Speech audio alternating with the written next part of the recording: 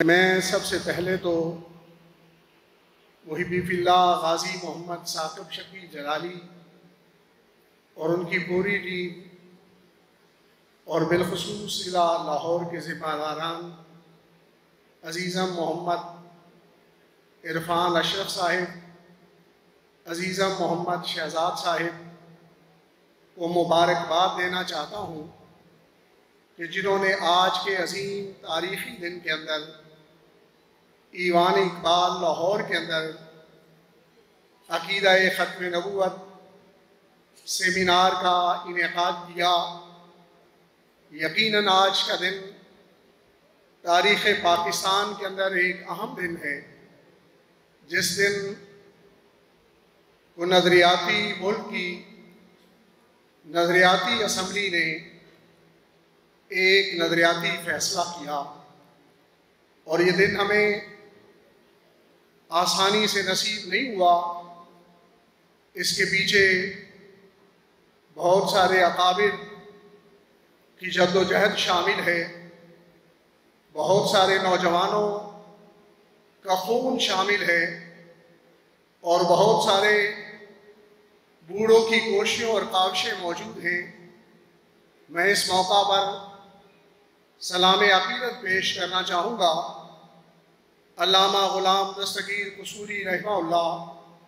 सैयदी आला हज़रत इमाम अहमद रज़ा ख़ान बरेलवी रहमहुल्लाह और हुज़ूर पीर सैयद मेर अली शाह साहिब गोनड़वी रहमहुल्लाह कि जिन्होंने इस कादियानी और कादियानी ज़ुर्रियत का इल्मी मुहासिबा फरमाया और ज़माने पर साबित किया कि इसका दावा भी झूठा है, इसके नज़रियात भी झूठे हैं और ये ख़ुद भी कज़्ज़ाब है। और फिर सलाम अक़ीदत पेश करना चाहूँगा तहरीक ख़त्म नबूवत के उन नदीम गाज़ियान को, वो सैयद खलील अहमद रिज़वी रहमहुल्लाह की ज़ात गिरामी हो या गाज़ी तहरीक ख़त्म नबूवत मुजाहिद मिल्लत मौलाना अब्दुल सत्तार ख़ान नियाज़ी रहमहुल्लाह की ज़ात गिरामी हो, जिन्होंने इस हवाला से बहुत बड़ी काविशें फरमाई और इस हद तक के पाबंद सलासल रहे, फांसी की सज़ा इन हस्तियों को सुनाई गई। लेकिन इन तमाम सऊबतों तकालीफ को बर्दाश्त करने के बावजूद ये हस्तियाँ इस तहरीक के सिलसिले के अंदर एक कोई इस्तिकामत बनी रही और हमालिया के रूप के अंदर ये वजूद ख़त्म नबूवत की तहरीक को आगे लेकर चलते रहे। ऐसे मौका पर ज़रूर मैं ज़िक्र करना चाहूँगा उस अज़ीम शख्सियत का जिन्होंने अहले हक़ की आबरू को हर दौर में कायम रखा और अहले सुन्नत व जमात के तुर्रे को हमेशा के लिए बुलंद कर दिया, जो इस तहरीक के मुहर्रिक अव्वल कायद मिल्लत इस्लामिया शाह अहमद दुरानी सिद्दीकी रहमहुल्लाह की ज़ात गिरामी है, जिनकी कोशिशों के सबब से और असम्बली के अंदर करारदाद पेश करने के सबब से आज का दिन हमें नसीब हुआ। सिर्फ तहरीक नहीं पेश की, बल्कि जब उस कादियानी ज़ुर्रियत का रहनुमा और इमाम मुनाजरे और मुबाहिसे के लिए असम्बली के अंदर आया तो कई घंटे मुनाजरा फरमाने के बाद, इल्मी दलाइल पेश करने के बाद उसको खामोश करवा दिया। तो ये हज़रत अल्लामा शाह अहमद नूरानी सिद्दीकी रहमहुल्लाह की ज़ात गिरामी है। तो आज की कॉन्फ्रेंस के शुराका को मैं ये मुबारकबाद देना चाहता हूँ कि हमारे अकाबर वो हैं जिन्होंने ख़त्म नबूवत के मिशन की खिदमत की है, अक़ीदा ख़त्म नबूवत का तहफ़्फ़ुज़ किया है और आका करीम सल्लल्लाहु अलैहि वसल्लम से अपनी वफ़ाओं को निभाया है। ना कि ख़त्म नबूवत के नाम पर चंदे बटोरे हैं, ना कि ख़त्म नबूवत के नाम पर उन्होंने अपनी कंपनियों को जो है वो चमक दी, बल्कि हमारे अकाबर ने इखलास और लिल्लाहियत के साथ अक़ीदा ख़त्म नबूवत की खिदमत को किया है। मुअज़्ज़ज़ सामीन, हमारी तारीख़ ये बतलाती है कि हमारे अकाबर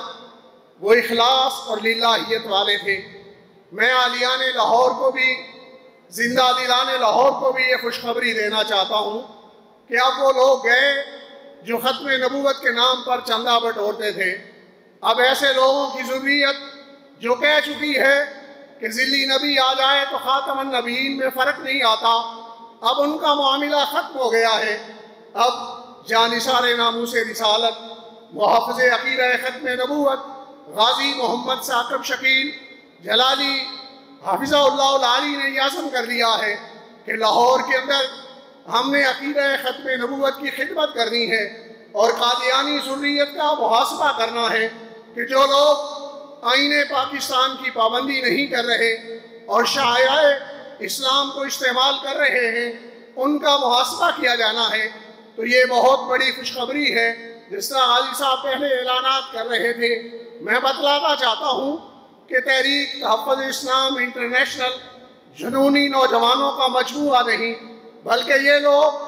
वतन पाकिस्तान के साथ मोहब्बत रखने वाले हैं और नबी पाक सल्लल्लाहु अलैहि वसल्लम की नामूस की तहफ़्फ़ुज़ के लिए कोशा हैं और आईने पाकिस्तान के दायरे में रहते हुए ये आईने पाकिस्तान के नफाज की कोशिश करते हैं और हमारे रियासती जितने इदारे हैं उनके मुमाविन और मददगार की हैसियत से ये अपनी खिदमत अंजाम देते हैं। तो देखें कि शायर इस्लाम उनका दियानियों का इस्तेमाल का किसी सूरत में हक नहीं है, हमारे कानून का हिस्सा भी है। अगर वैश ये कहता है कि पाकिस्तान के अंदर मजहबी आज़ादी नहीं, तो ये उनका गलत नज़रिया है, इसलिए कि मजहबी आज़ादी मौजूद है। कभी किसी हिंदू को उसकी इबादत करते हुए उसे रोका गया, किसी सिख को अपने मजहब के मुताबिक अपनी तालीमात पर अमल करते हुए रोका गया, किसी पारसी को अपने मजहब पर चलते हुए उससे रोका नहीं गया। सिर्फ कादियानी ज़ुर्रियत को ये मामला पेश है कि वो शायर इस्लाम इस्तेमाल करते हैं और कानून पाकिस्तान उन्हें शायर इस्लाम इस्तेमाल करने से रोकता है। मैं वेस्ट की नज़र को खोलना चाहता हूँ, खुली आँख से देखो और अपने मुआशरे के अंदर गौर करो। क्या यहूदी जो आदमी हज़रत सैयदना मूसा कलीमुल्लाह के बाद किसी और नबी का कलमा पढ़ता हो उसे यहूदी कहलवाने का हक देता है, यहूदियों के नाम रखने का हक देते हैं, यहूदियों की तरह की इबादत बनाने का वो हक देते हैं? कोई ऐसा ईसाई जो सैयदना ईसा अलैहिस्सलाम के बाद कोई ऐसा आदमी जो हज़रत ईसा अलैहिस्सलाम को तो मानता हो लेकिन बाद में किसी और नबी का भी इकरार करता हो, क्या ईसाई उसे अपने मजहब के मुताबिक अपने शायर को इस्तेमाल करने की इजाज़त देते हैं, अपनी इबादत गाहों को इस्तेमाल करने की इजाज़त देते हैं? अगर वेस्ट के अंदर यहूदी इस बात की इजाज़त नहीं देते तो पाकिस्तान के अंदर भी अहले इस्लाम इस बात का हक रखते।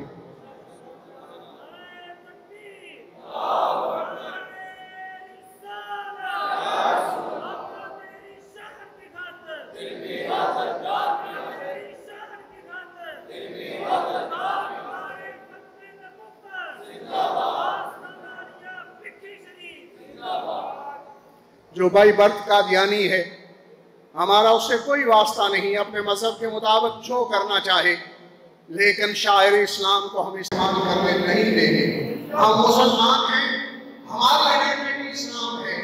हमारी शनाख्त इस्लाम है, हम रसूलुल्लाह सल्लल्लाहु अलैहि वसल्लम के गुलाम हैं। उसका उनका ताल्लुक नबी पाक सल्लल्लाहु अलैहि वसल्लम की ज़ात अक़दस के साथ नहीं। जिसका कलमा पढ़ते हैं उसकी शनाख्त रखें, जिसको मानने वाले हैं उसी की शनाख्त पर काम करें। तो शायर इस्लाम को कभी भी वो इस्तेमाल नहीं कर सकते। इसलिए तहरीक तहफ़्फ़ुज़ इस्लाम इंटरनेशनल के कारकुनान कानून पाकिस्तान को मौसर करवाने के लिए और इसके अमली नफाज के लिए अपनी पूरी कोशिशें सर्व करते रहेंगे और इस अंदाज में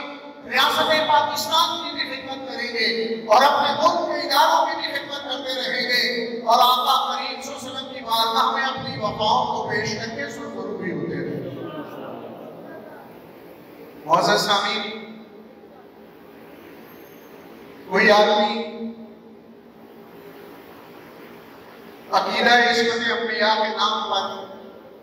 बड़े सेमिनार करे और उन सेमिनारों के अंदर अरबी में जो खता के अल्फाज जिक्र किए गए हैं उनकी निस्बत अंबिया अलैहिस्सलाम की तरफ जहाँ मौजूद में बयान करके अपनी खता को छुपाने की कोशिश करे, उस आदमी को सोचना चाहिए कि वो क्या खिदमत इस्लाम कर रहा है या कादियानियों की खिदमत कर रहा है। रोजनामा और अपनी इस रमजान मुबारक की तारीख को मुशाहिदा करें और अपना आप का मुहासबा करें कि क्या वो दीन इस्लाम की खिदमत गुजार है या कादियानी सुन्नियत की खिदमत कर रहा है,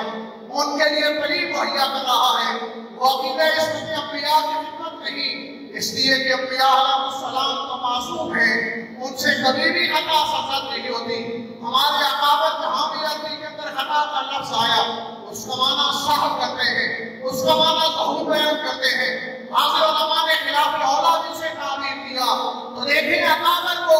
वो इस माना की निस्बत इस तरफ कर रहे हैं, लेकिन वो आदमी अपनी सोच पर गौर करे कि वो कादियानियत की खिदमत कर रहा है, जिन्हें ये कहने का फजल के अंदर मौका दिया गया कि तुम लोग कहते थे गुलाम अहमद कादियानी नबी नहीं हो सकता,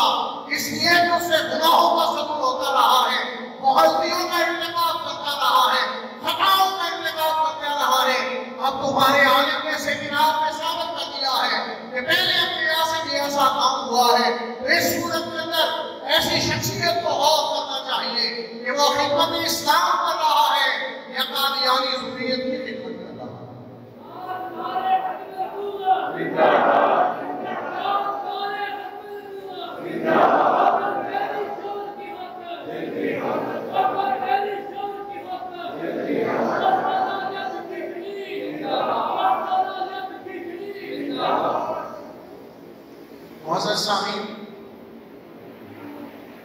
गुलाम अहमद कादियानी के हवाला से तफसीली की जरूरत नहीं, आपने उलमा से फुज़ला से दानिशमंदान ने कादियानी मजहब के पस मंजर को भी सुना के अंग्रेज ने साजिश के जरिए ये दावा करवाया, और फिर इनके काम को भी देखें कि अब ये मामला है कि सिर्फ इस्लाम के दुश्मन नहीं बल्कि हमारे वतन पाकिस्तान के भी दुश्मन हैं। मुझसे पहले मेरे पेशो मुकर्ररीन में से किसी मुकर्रर ने ये बतलाया है कि इन कादियानियों के सबब से आलमी तौर पर जो रिपोर्ट मुरतब की गई है उसमें से पाकिस्तान के बारे में यह है कि यहाँ मजहबी आज़ादी नहीं, ये 10वें नंबर पर मुल्क मौजूद है। तो ये सारा प्रोपेगेंडा कादियानियों का प्रोपेगेंडा है, मिर्ज़ाइयों का प्रोपेगेंडा है, और ये इस्लाम और पाकिस्तान के खूबसूरत चेहरे को आलमी दुनिया के अंदर मसक करके पेश कर रहे हैं। यहाँ अक़लियतों का तहफ़्फ़ुज़ किया जाता है, उन्हें मजहबी आज़ादी दी जाती है, वो अपने मजहब की तमाम इबादत को कर सकते हैं। हाँ, इन्हें पाकिस्तान की पाबंदी उन्हें करना जरूरी है। कादियानी अगर आईने पाकिस्तान की पाबंदी नहीं करेंगे तो तहरीक तहफ़्फ़ुज़ इस्लाम इंटरनेशनल के कारकुनान आगे बढ़ के उनसे पाबंदी करेंगे।